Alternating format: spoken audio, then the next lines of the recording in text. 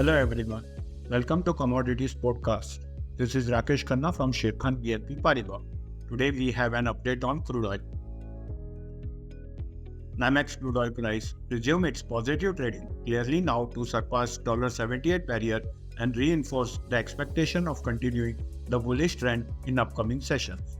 And the way is open to achieve our main target of $82, noting that breaching this level will extend the bullish wave to reach $85 on the near-term basis. MCX crude oil price settles above 6,500 level to keep the bullish trend scenario valid and active for the upcoming period, supported by 20-day exponential moving average waiting to head towards 6,700 and 6,900 level in upcoming trading sessions. On the other hand, key support hold at 6,250 level and break below will act as a trend reversal. The price indicator is bullish. Thank you.